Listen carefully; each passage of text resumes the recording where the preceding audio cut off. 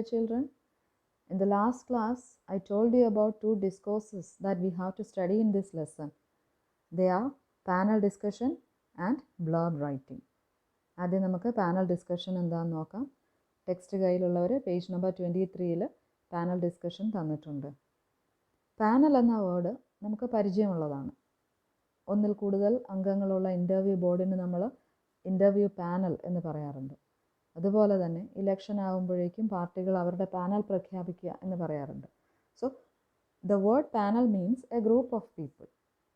But when we come to panel discussion, we should extend that to a group of experts in a particular topic. Panel discussion എന്ന് പറയുമ്പോൾ നമുക്ക് അത് വെറുതെ ഒരു കൂട്ടം ആൾക്കാരെ എന്ന് മാത്രം മനസ്സിലാക്കിയാൽ പോരാ. എന്തിനെക്കുറിച്ചാണോ ഡിസ്കഷൻ, ആ വിഷയത്തിൽ ആധികാരികമായി സംസാരിക്കാൻ കഴിവുള്ളവർ, അറിവുള്ളവർ എന്ന് നമുക്കതിനെ മാറ്റി പറയേണ്ടി വരും. Another thing is, the topic for discussion should be a relevant topic. പ്രസക്തമായൊരു വിഷയത്തെക്കുറിച്ച് ആ വിഷയത്തിൽ ആധികാരികമായി സംസാരിക്കാൻ കഴിവുള്ളവർ ഒന്നിച്ചിരുന്ന് നടത്തുന്ന ഒരു ചർച്ച, അതാണ് ഒരു പാനൽ ഡിസ്കഷൻ കൊണ്ട് ഉദ്ദേശിക്കുന്നത്. ഈ ഒരു ചർച്ച വഴി ആ വിഷയത്തിലുള്ള എന്തെങ്കിലുമൊക്കെ സംശയങ്ങൾ പരസ്പരം അറിവുകൾ പങ്കുവെച്ചുകൊണ്ട് വ്യക്തമാക്കുക, ക്ലാരിഫിക്കേഷൻ കൊടുക്കുക എന്നുള്ളതാണ് പാനൽ ഡിസ്കഷൻ കൊണ്ട് ഉദ്ദേശിക്കുന്നത്. പാനൽ ഡിസ്കഷനിൽ 3 തരം പാർട്ടിസിപ്പൻസ് ആണ് വരിക. ഒന്ന് പാനലിസ്റ്റ്, ഈ ചർച്ചയിൽ പങ്കെടുക്കുന്ന എക്സ്പേർട്സ്. 2 മോഡറേറ്റർ. മോഡറേറ്റർ എന്ന് നമ്മൾ ഡിബേറ്റിലും കേട്ടിട്ടുണ്ട്. മോഡറേറ്റ് ചെയ്യുക, കൺട്രോൾ ചെയ്ത് ലീഡ് ചെയ്ത് മുന്നോട്ട് കൊണ്ടുപോവുക, ചർച്ച നയിക്കുക. And the third one is audience. ഈ പാനലിസ്റ്റുകൾക്കും അവരുടെ ചർച്ച വഴി ഓഡിയൻസിനും ഈ വിഷയത്തിന്മേൽ വ്യക്തമായ ഒരു കാഴ്ചപ്പാടുണ്ടാവുക എന്നുള്ളതാണ് പാനൽ ഡിസ്കഷനിലൂടെ സാധിക്കുന്നത്. മോഡറേറ്റർ എന്ന വാക്ക് നമ്മൾ നേരത്തെയും കേട്ടിട്ടുണ്ട്. We have moderators in debates. But what makes panel discussion different from debate is that in A debate the participants argue with each other. There will be heated arguments. ചൂടേറിയ വാഗ്വാദങ്ങളാണ് ഡിബേറ്റിൽ ഉണ്ടാവുക. There they are trying to prove themselves. അവർ പറയുന്നതാണ് ശരിയെന്ന് സമർത്ഥിക്കാൻ വേണ്ടിയുള്ള തർക്കങ്ങളാണ് ഒരു ഡിബേറ്റിൽ നമ്മൾ കാണുക.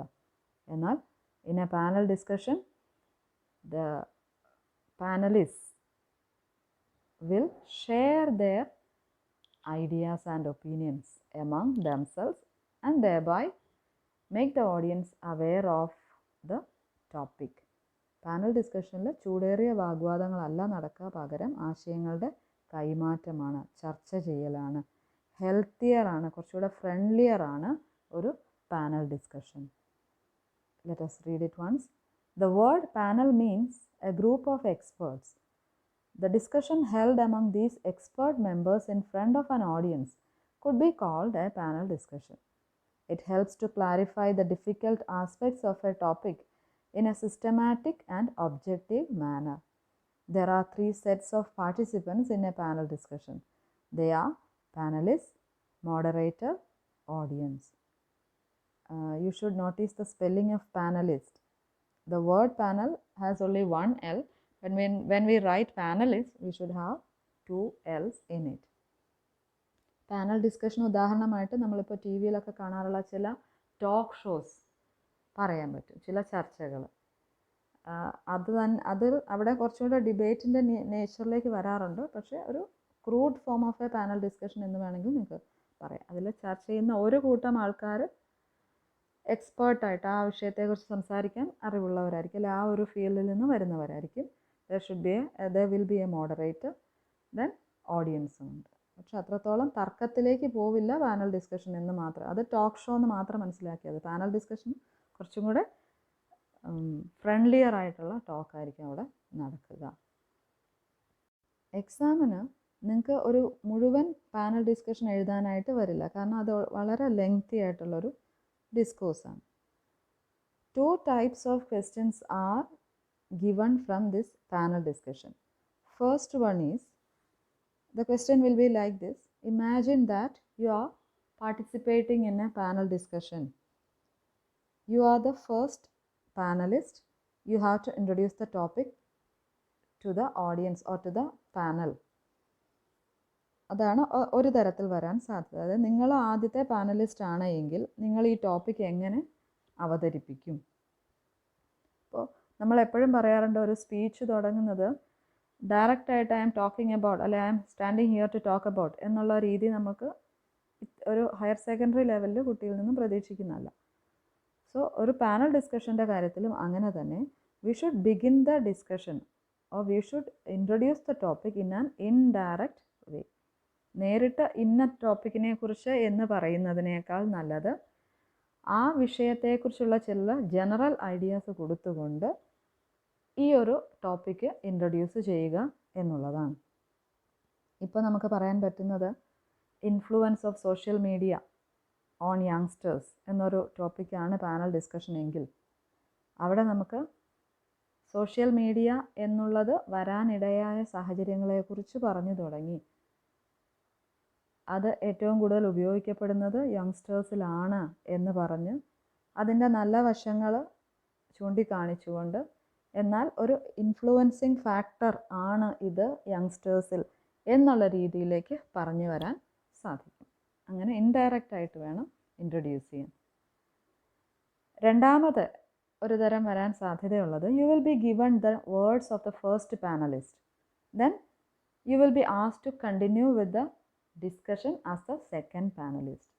First panelist പറഞ്ഞ ഒരു ചെറിയ പാരഗ്രാഫ് തന്നിട്ട് നിങ്ങളാണ് അടുത്തത് സംസാരിക്കേണ്ടതെങ്കിൽ എങ്ങനെ നിങ്ങളത് മുന്നോട്ട് കൊണ്ടുപോകും എന്നായിരിക്കും ചോദ്യം വരിക. അങ്ങനെ ചോദ്യം വന്നാൽ we can begin our discussion or our speech by either agreeing or disagreeing with the words of the first panelist. നമുക്ക് തന്നിരിക്കുന്ന ആ പാസേജിലെ പറഞ്ഞിരിക്കുന്ന ആശയങ്ങളോട് യോജിപ്പോ വിയോജിപ്പോ പ്രകടിപ്പിച്ചുകൊണ്ട് നമുക്ക് നമ്മുടെ സ്പീച്ച് തുടങ്ങാം. എന്നിട്ട് നമുക്കതിനെക്കുറിച്ച് പറയാനുള്ള ഷെയർ ചെയ്യാനുള്ള പോയിന്റ് ഷെയർ ചെയ്യുകയും ചെയ്യാം. So when we write a panel discussion, there are certain terms that we can use in our speech. Let us see them. A panel discussion is a group discussion where a number of experts share their opinions on a relevant topic. This can be a definition for a panel discussion. The panelists use terms like I agree with, I think, I don't think so, I think it's true, and so on. ഇത് നമുക്ക് വിയോജിപ്പും പ്രകടിപ്പിക്കുന്ന terms ആണിത്. അപ്പോൾ ഇതിലേതെങ്കിലുമൊക്കെ നമുക്ക് നമ്മുടെ സ്പീച്ചിൽ ഉപയോഗിക്കാം. ഇതൊന്നും തന്നെ ഇതിനെ തുടർന്ന് വരുന്ന വാചകങ്ങളൊന്നും തന്നെ ആർഗ്യുമെൻറ്റേറ്റീവായി മാറരുത്. It's like or it should be like we are sharing our ideas to others എന്ന രീതിയിൽ മാത്രമേ, ഫ്രണ്ട്ലിയർ ആയിട്ടുള്ള ടേംസ് ആയിരിക്കണം ഉപയോഗിക്കേണ്ടത്. The members of the panel discussion have a friendly approach to each other even if they are disagreeing with a person. നമുക്ക് പറയാനുള്ളത് വിയോജിപ്പാണ് എങ്കിൽ പോലും ഉപയോഗിക്കുന്ന ലാംഗ്വേജ് ഫ്രണ്ട്ലി ആയിരിക്കണം. കാരണം ഇതൊരു ഡിബേറ്റ് പോലെയല്ല, ഒരു ഗ്രൂപ്പ് ഓഫ് എക്സ്പേർട്സ്, അതിൻ്റേതായിട്ടുള്ള ഒരു മെച്യൂരിറ്റി നമ്മുടെ വാക്കുകളിലും ഉണ്ടാവേണ്ടതാണ്. When we prepare a script of the panel discussion, we should remember certain points. Script of panel discussion എന്ന് ഉദ്ദേശിക്കുന്നത് റിട്ടേൺ ഫോം, സ്പീച്ച് ആണെങ്കിലുമൊക്കെ റിട്ടേൺ ഫോം എന്നുള്ളതേ ഉള്ളൂ സ്ക്രിപ്റ്റ് കൊണ്ട് ഉദ്ദേശിക്കുന്നത്. First of all we can address other panelist as friends or colleagues. നമ്മൾ പറഞ്ഞു experts ആണ്, അപ്പോൾ ഒരേ ലെവൽ ഓഫ് ക്വാളിഫിക്കേഷനാണ് വരിക. അവിടെ നമുക്ക് ഫ്രണ്ട്സ് അല്ലെങ്കിൽ കൊളീഗ്സ് എന്ന് ഉപയോഗിച്ചാൽ മതി. Then we can include statistical data to prove our ideas, our points. Statistical data എന്ന് ഉദ്ദേശിക്കുന്നത് സ്ഥിതി വിവര കണക്കുകൾ. നമ്മൾ പറയുന്ന വിഷയത്തിനെ കുറിച്ച്, ഇപ്പോൾ നാച്ചുറൽ കലാമിറ്റീസ് ആണെങ്കിൽ ഇതിനു മുമ്പ് നടന്നിരിക്കുന്ന കലാമിറ്റീസ് ഏതൊക്കെ വർഷങ്ങളിൽ അല്ലെങ്കിൽ അതിലുണ്ടായിരിക്കുന്ന വർധനവ്, അതിൻ്റെ ശതമാനം, ഇതൊക്കെ നമുക്ക് നമ്മുടെ സ്പീച്ചിൽ ഉൾപ്പെടുത്താം. Then the language use should be simple and clear. കേൾക്കുന്നവർക്ക് അർത്ഥം മനസ്സിലാവുന്ന രീതിയിലുള്ള സിമ്പിൾ ആൻഡ് ക്ലിയർ ലാംഗ്വേജ് ആയിരിക്കണം ഉപയോഗിക്കുന്നത്. Then there should not be any lagging. Ideas പറഞ്ഞ് പരത്തി പോവാതെ ടു ദ പേർപ്പസ്, ബ്രീഫായിട്ട് വേണം പോയിൻറ്റ്സ് പറഞ്ഞു പോകാൻ. ഇതൊക്കെയാണ് പാനൽ ഡിസ്കഷൻ എഴുതേണ്ടി വരുമ്പോൾ, പരീക്ഷയ്ക്കാണെങ്കിലും അല്ലെങ്കിലും അത് എഴുതേണ്ടി വരുമ്പോൾ നമ്മൾ ശ്രദ്ധിക്കേണ്ട കാര്യങ്ങൾ. So in your text page number 23 there is a question, a topic given for you for panel discussion, Indian women finding a space in the socio-cultural milieu.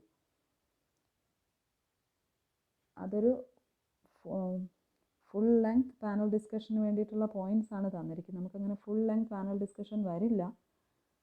But you can do one thing. മുമ്പേ പറഞ്ഞതുപോലെ if you are the first panelist, ഈ ഒരു topic നിങ്ങൾ എങ്ങനെ introduce ചെയ്യും എന്നുള്ളത് you can write down in your notebook. You can take it as a homework. ടെക്സ്റ്റ് കയ്യിലില്ലാത്തവർക്ക് ഞാൻ ആ പേജിൻ്റെ ഫോട്ടോ അയച്ചു തരാം. Now the next activity, blurb writing. See the spelling, B-L-U-R-B. Blurb is the description of a book on its back cover. Blurb എന്ന് പറയുന്നത് ഒരു ടെക്സ്റ്റിൻ്റെ, എന്ത് തരം ടെക്സ്റ്റും ആയിക്കോട്ടെ, കഥയോ കവിതയോ ലേഖനങ്ങളുടെ സമാഹാരമോ എന്തുമായിക്കോട്ടെ, ആ പുസ്തകത്തെക്കുറിച്ചുള്ള ഒരു ചെറു വിവരണം പുസ്തകത്തിൻ്റെ ഏറ്റവും പിറകിലത്തെ പേജിൽ പുറം ഭാഗത്ത് വരുന്നതിനെയാണ് ബ്ലർബ് എന്ന് പറയുന്നത്. We can say that it's an informal description of the text and it's a tool for marketing.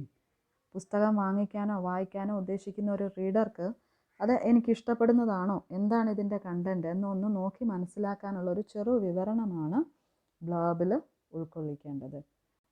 As it is an informal one, there is no specific rule for writing a blurb. കൃത്യമായ ഒരു format നമുക്ക് ബ്ലർബിന് പറയാനില്ല. Still, there are some essential details which should be included in a blurb, which can be detailed as it should have the name of the text and the name of the writer. പുസ്തകത്തിൻ്റെ പേരും എഴുത്തുകാരൻ്റെ പേരും ഒരു ബ്ലർബിൽ ഉണ്ടായിരിക്കണം. Then it should have a short description of the content of the text. കഥയാണെങ്കിലും കവിതയാണെങ്കിലും അതിൻ്റെ summary എന്നതല്ല ഉദ്ദേശിക്കുന്നത്. അതിൻ്റെ content, അതിൻ്റെ പ്രധാന ആശയം അല്ലെങ്കിൽ അതിൻ്റെ ഉള്ളടക്കത്തെക്കുറിച്ചൊരു സൂചന തരുന്ന ഒരു ചെറു വിവരണം ഉണ്ടായിരിക്കണം. ചില ബ്ലർബ്സിൽ റൈറ്ററുടെ തന്നെയോ അല്ലെങ്കിൽ വേറെ ഏതെങ്കിലും പ്രഗത്ഭനായിട്ടുള്ള റൈറ്ററുടെയോ വേറെ ഇത് വായിച്ചിട്ടുള്ള ആരുടെയെങ്കിലുമോ ഒരു കമൻറ്റും കൂടി ഒരു കൊട്ടേഷനായിട്ട് ചിലപ്പോൾ ബ്ലർബ്സിൽ ചേർക്കാറുണ്ട്. അത് നോ സ്പെസിഫിക് റൂൾസ് ഉണ്ടാവാം. നമുക്ക് പരീക്ഷയ്ക്ക് വരിക, you will be given details of a text and you have to prepare a blurb based on those details. അപ്പോൾ അതിൽ അങ്ങനെ കമൻറ്റ്സ് ഉണ്ട് അല്ലെങ്കിൽ കൊട്ടേഷൻസ് ഉണ്ടെങ്കിൽ you can use that in your blurb. മറ്റൊന്ന്, ചില പുസ്തകങ്ങളുടെയെങ്കിലും നമുക്ക് തരുന്നതിനകത്തുണ്ടെങ്കിൽ നമുക്ക് ഉപയോഗിക്കാം. ചില പുസ്തകങ്ങളുടെയെങ്കിലും ആ ബ്ലർബിൻ്റെ അവസാനമായിട്ട് പബ്ലിഷിംഗ് ഹൗസിൻ്റെ പേര് കൂടി ഉൾപ്പെടുത്തി കാണാറുണ്ട്. അപ്പം നമുക്ക് തന്നിരിക്കുന്ന ഡീറ്റെയിൽസിൽ അതുണ്ടെങ്കിൽ you have to include that. ഉണ്ടെങ്കിൽ തീർച്ചയായിട്ടും ആ പബ്ലിഷിംഗ് ഹൗസിൻ്റെ പേര് കൊടുത്തിരിക്കണം. ഇല്ല എങ്കിലും you may add the name of a publishing house. നിങ്ങൾക്കറിയാവുന്ന ഏതെങ്കിലും ഒരു പബ്ലിഷിംഗ് ഹൗസിൻ്റെ പേര്, DC ബുക്സ് അല്ലെങ്കിൽ ഒലിവ് പബ്ലിക്കേഷൻസ്, അങ്ങനെ എന്തെങ്കിലും, പെൻ ബുക്സ്, ഇല്ലെങ്കിൽ ഒരു ഇമാജിനറി നെയിം നിങ്ങൾക്ക് അവിടെ കൊടുക്കാം. അത് ബാക്കി എല്ലാ ഡീറ്റെയിൽസും ഉൾക്കൊള്ളിച്ചതിന് ശേഷം ഏറ്റവും അവസാനം വേണം അത് കൊടുക്കാൻ. So in order to write blurb, നിങ്ങൾക്കൊരു മോഡൽ ബ്ലർബ് നിങ്ങളുടെ ടെക്സ്റ്റിൽ തന്നിട്ടുണ്ട്. പേജ് നമ്പർ 24 ടെക്സ്റ്റ് ഉള്ളവർക്ക് നോക്കാം, അല്ലാത്തവർ എടുത്ത് തന്നിരിക്കുന്ന മോഡൽ നോക്കുക. അതിനു മുമ്പ് അതൊന്ന് വായിച്ചു വരാം നമുക്ക്. Blurb is the description of a book on its back cover. It's a brief summary of the book designed for marketing. It has no uniform pattern. കൃത്യമായിട്ടൊരു ഇന്നത് വേണം, നമ്മൾ ലെറ്റർ അല്ലെങ്കിൽ പ്രൊഫൈലൊക്കെ പഠിക്കുമ്പോൾ പറയുന്ന പോലെ കൃത്യമായൊരു ഫോമാറ്റില്ല, പക്ഷേ ഇന്ന കാര്യങ്ങൾ അതിലുണ്ടാവണം എന്നുള്ളത് മാത്രം. തന്നിരിക്കുന്ന മോഡൽ ബ്ലർബ് നോക്കുക. The temple tiger and more maneaters of Kumaon, Jim Corbett. So നമ്മൾ പറഞ്ഞ രണ്ട് കാര്യങ്ങൾ അതിൽ വന്നിട്ടുണ്ട്. ടെക്സ്റ്റിൻ്റെ പേര്, റൈറ്ററുടെ പേര്. പിന്നെ അങ്ങോട്ട് വരുന്നത് ഇതിനെക്കുറിച്ചൊരു ചെറിയ വിവരണമാണ്. This is the last of Jim Corbett's books on his unique and thrilling hunting experiences in the Indian Himalayas. Cobbett writes with an acute awareness of all jungle sights and sounds. His words charged with a great love of the human beings that lay within his hunting terrain. Indian എക്സ്പീരിയൻസസിനെ കുറിച്ച് Corbett എഴുതിയിരിക്കുന്ന പുസ്തകങ്ങളുടെ ആ സീരീസിൽ ഏറ്റവും അവസാനത്തേത് എന്ന് പറയാൻ പറ്റുന്നതാണ് ഈ നമുക്ക് തന്നിരിക്കുന്ന പുസ്തകം. അതിൽ അദ്ദേഹത്തിൻ്റെ എക്സ്പീരിയൻസസ്, ജംഗിളിലെയും അവിടെയുള്ള ആൾക്കാരുമായിട്ടുള്ള അദ്ദേഹത്തിൻ്റെ എക്സ്പീരിയൻസസ് വളരെ പ്രിസൈസായിട്ട്, അക്യൂട്ടായിട്ട്, ഇൻറ്റൻസായിട്ട് അടയാളപ്പെടുത്തിയിട്ടുണ്ട്.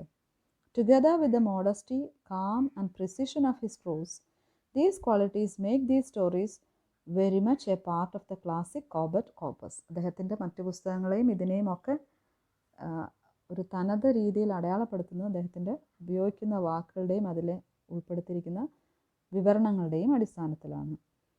Jungle love is not a science that can be learned from textbooks. It can, however, be absorbed a little at a time, and the absorption process can go on indefinitely.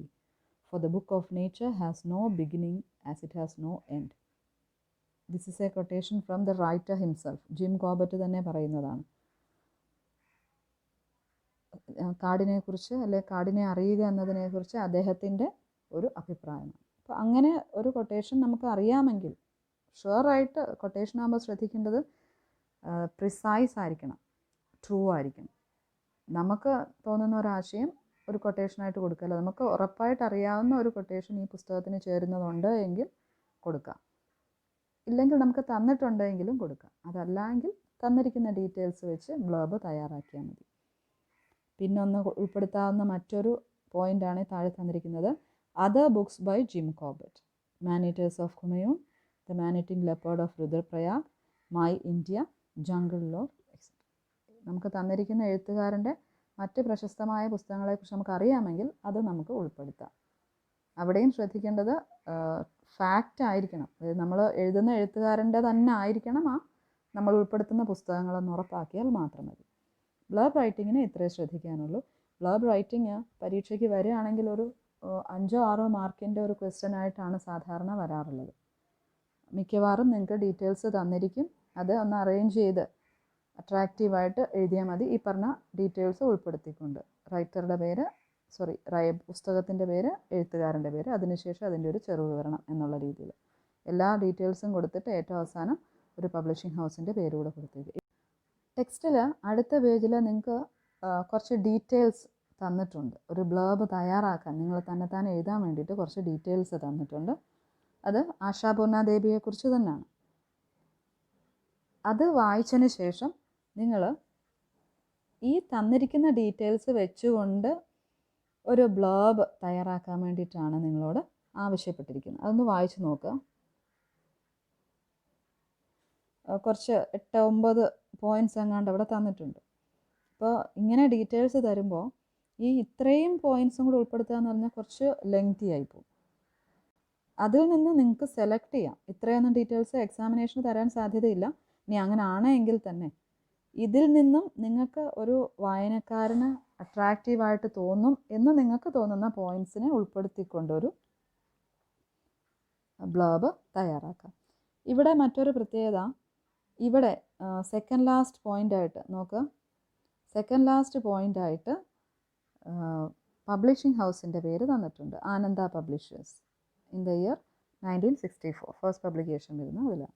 അപ്പോൾ അങ്ങനെ ഉണ്ടായെങ്കിൽ നിങ്ങൾക്ക് അത് ഉൾപ്പെടുത്താം, ഇല്ല എങ്കിലും വേണമെങ്കിൽ ഉൾപ്പെടുത്താം, ഇല്ലെങ്കിലും കുഴപ്പമില്ല. അതുകൊണ്ട് പറഞ്ഞു എന്ന് മാത്രമേ. Now some points to help you write a blurb. See, a good book blurb opens with a catchy statement, appeals to the reader's interest, urges the reader to buy or read the book, gives necessary information about the author, publisher, year of publication, etc. Appears short and dramatic, describes in simple direct language where the story begins, what the circumstances are, its socio-cultural relevance, etc. So ഏകദേശം ഒരേ അർത്ഥം തന്നെയാണ് ആദ്യത്തെ 3 സെൻറ്റൻസിന് വന്നിരിക്കുന്നത്. അതായത് വായനക്കാരൻ്റെ attention catching ആയിട്ടുള്ളത്, blurb വായിക്കുമ്പോൾ അവർക്ക് ബാക്കി വായിക്കാനും പുസ്തകം വായിക്കാനും തോന്നിക്കുന്ന രീതിയിൽ, അവരുടെ ഇൻട്രസ്റ്റ് ഉണർത്തുന്ന രീതിയിൽ, പുസ്തകം വേണം എന്ന് തോന്നുന്ന രീതിയിൽ, വാങ്ങിച്ച് വായിക്കണം, ഏർജിങ് ദ മീൻസ് പ്രേരിപ്പിക്കുക, ഇത് വാങ്ങി തന്നെ മുഴുവനും വായിക്കണം എന്ന് തോന്നിപ്പിക്കുന്ന രീതിയിലായിരിക്കണം നമ്മൾ ബ്ലർബ് തയ്യാറാക്കേണ്ടത്. പിന്നൊന്ന് പറഞ്ഞിരിക്കുന്നത് ഓഥറിനെ കുറിച്ചും പബ്ലിഷിംഗ് ഹൗസിനെ കുറിച്ചും ഒക്കെയുള്ള ഡീറ്റെയിൽസ് ഉൾപ്പെടുത്തിയിരിക്കണം. പിന്നെ ഷോർട്ട് ആൻഡ് ഡ്രമാറ്റിക്, അത് വളരെ ഇമ്പോർട്ടൻ്റ് ആണ്. നമ്മളിങ്ങനെ ഓരോ ഡീറ്റെയിൽസും കൊടുക്കുന്നതിനനുസരിച്ച് ബ്ലർബിൻ്റെ നീളം കൂടി പോകാൻ പാടില്ല. അതുകൊണ്ട് മുമ്പേ ഞാൻ പറഞ്ഞത് ഒരു 5 മാർക്സ് അല്ല 6 മാർക്സിന് അപ്പുറത്തേക്ക് ഇതിന് വരില്ല. അത് എക്സാമിനേഷൻ പോയിൻ്റ് ഓഫ് വ്യൂ. അതല്ലാതെയാണെങ്കിലും ബ്ലർബ് എന്നുള്ളത് മുഴുവൻ ഡീറ്റെയിൽസും തന്നു കഴിഞ്ഞാൽ പിന്നെ പുസ്തകം വായിക്കാനുള്ള താല്പര്യം ഇല്ലാണ്ടാവും. അതുകൊണ്ട് അവരെ വായിക്കാൻ പ്രേരിപ്പിക്കുന്ന രീതിയിലുള്ള ചില സൂചനകൾ, അതും വളരെ സിമ്പിളായിട്ടുള്ള ഡയറക്റ്റായിട്ട് പറഞ്ഞു പോവാം. നമ്മുടെ അറിവ്, നമ്മുടെ ഭാഷാ പ്രാവീണ്യം കാണിക്കാനാവരുത്. ഇത് വായിച്ച് കാര്യം മനസ്സിലാക്കി അത് വായിക്കണമെന്ന തോന്നൽ അവരിൽ ഉണ്ടാക്കുന്ന രീതിയിൽ വേണം ഒരു ബ്ലർബ് തയ്യാറാക്കാൻ. അപ്പോൾ ഇതും മുമ്പേ നമ്മൾ ഡിസ്കസ് ചെയ്തപ്പോൾ പറഞ്ഞ കാര്യങ്ങളും കൂടെ മനസ്സിൽ വെച്ചുകൊണ്ട് prepare a blurb about Asha Purna Devi's book with the help of the given details. അതൊരു ഹോംവർക്കായിട്ട് ചെയ്തിരുന്നാൽ മതി. ഇനി അടുത്ത ക്ലാസ്സിൽ നമ്മൾ അടുത്ത പാഠം തന്നെ തുടങ്ങാം. Mending word. Thank you.